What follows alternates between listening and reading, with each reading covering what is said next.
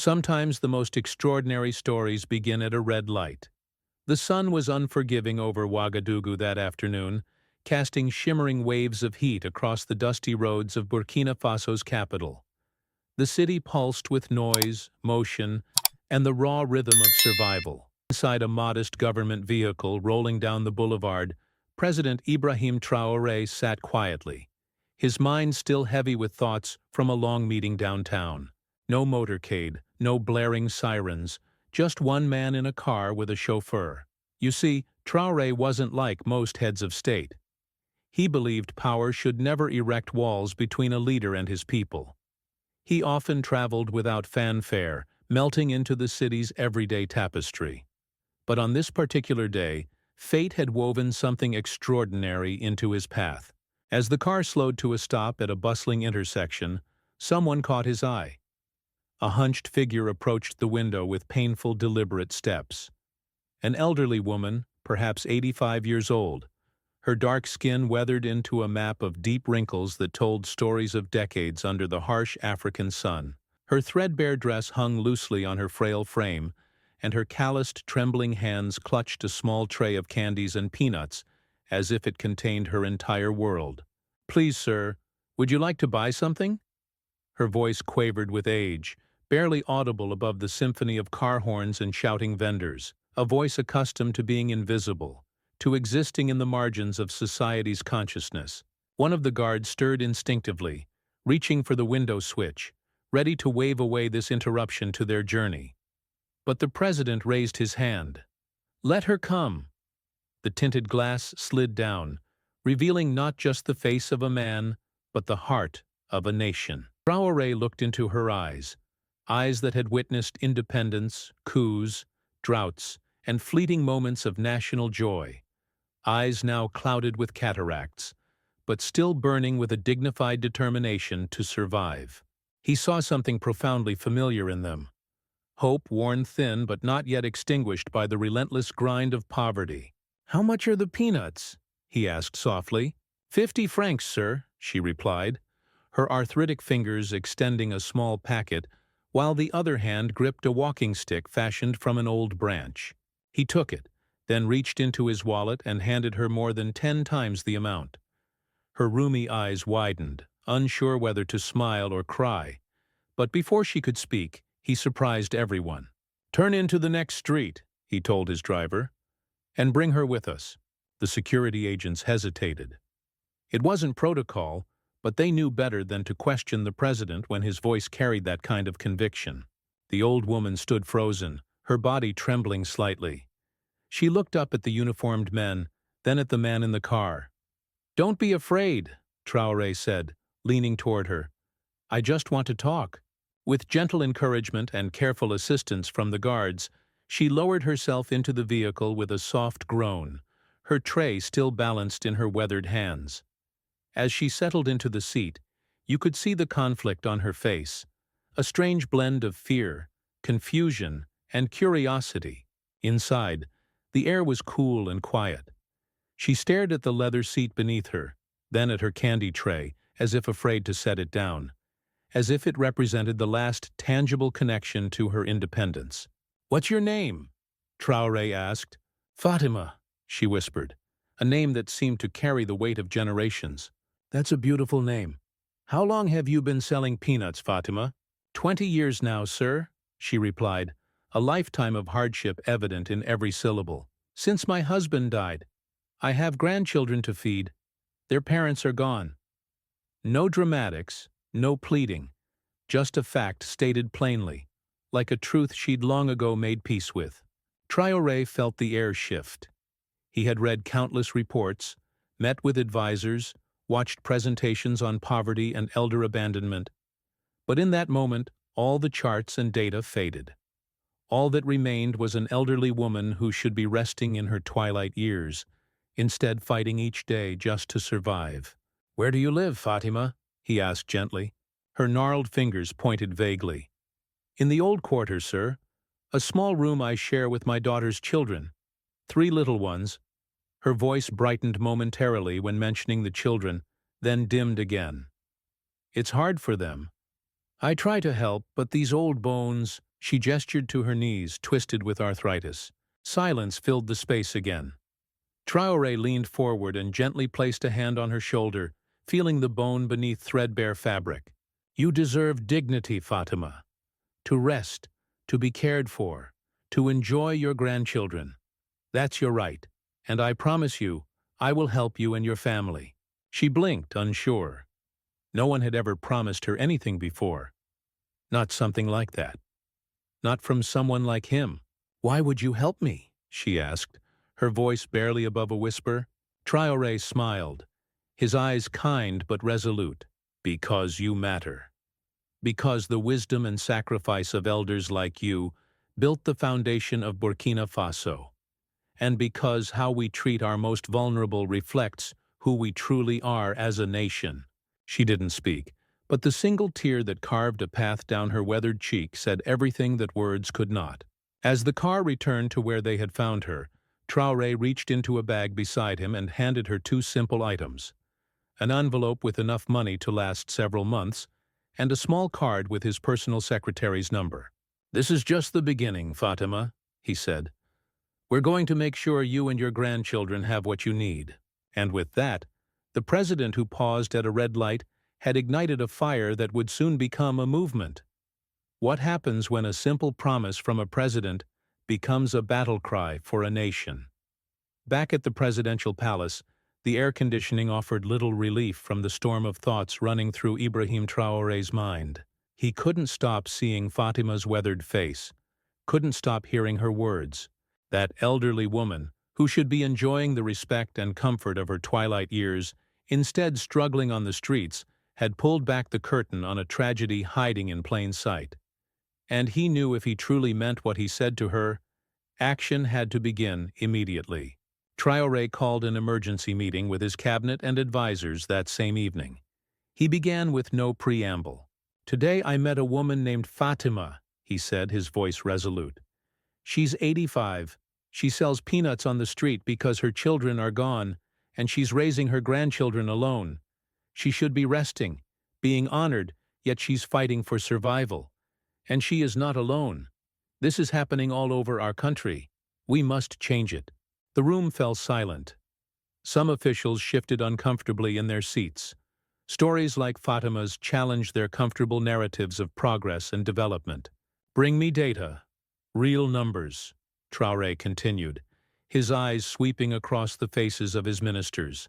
"I want to know how many elders are abandoned, how many are raising grandchildren alone, how many are working in their 70s and 80s just to survive. And I want practical solutions, not in 6 months, now." Within days, the data started flowing in. The numbers were staggering. Thousands of elderly citizens across Burkina Faso were living in desperate conditions. Many had lost children to disease, migration, or conflict, leaving them to raise grandchildren alone. Social security was virtually non-existent for the most vulnerable. Medical care for the elderly was a luxury few could afford. But Traoré didn't want statistics on paper. He needed to see it, feel it. So he hit the road. Ditching formalities once again, the president visited impoverished neighborhoods and rural villages. He sat in cramped homes where elderly people slept on mats on bare floors. He listened to grandmothers who described skipping meals so their grandchildren could eat. He held the hands of men who had worked the fields for 7 decades and now couldn't afford medicine for their failing hearts. In one such home, he met a man named Ousmane, nearly blind from untreated cataracts, still weaving baskets by feel to earn a pittance. "My grandchildren need school books," Ousmane explained, his fingers never pausing in their work despite his visitors. "What choice do I have but to keep working? Who will help them if I stop?" That sentence echoed in Traoré's mind, mirroring Fatima's quiet dignity. What choice do I have? He realized then this wasn't just about compassion. It was about justice. So he ordered a full-scale intervention. Immediate pension support for vulnerable elders, free medical care with priority for those over 70, housing assistance for grandparents raising orphan children, community support centers in every district where elders could find meals, companionship, and assistance with grandchildren. He didn't stop there. Understanding the weight of this mission, Traoré reached out to international organizations, NGOs, and allies. He pitched not statistics, but stories. Real faces, real voices. Fatima's voice. The world listened. Funding began to pour in. Medical teams volunteered services. Experts arrived to build a new social security model designed specifically for the unique challenges faced by African elders. But amidst all the headlines and reports, one thing remained constant. Fatima, she wasn't just the start of this story. She was its beating heart. And Traoré, true to his word, had just begun. Just days after that unforgettable encounter, President Ibrahim Traoré returned to Fatima's neighborhood. Not with reporters or cameras, but with a team of social workers, health professionals, and volunteers. This time, he wasn't just a leader. He was a man fulfilling a sacred promise. In his convoy were supplies, food staples, medicine, clean bedding, and toys for the grandchildren. He wasn't there for a gesture. He was there to fundamentally change lives. Finding Fatima's home wasn't difficult. It was a single room at the back of a crumbling compound, shared with 3 energetic grandchildren who flew around the tiny space like birds in too small a cage. When Fatima saw the president at her doorstep, she placed a trembling hand over her heart, her eyes wide with disbelief.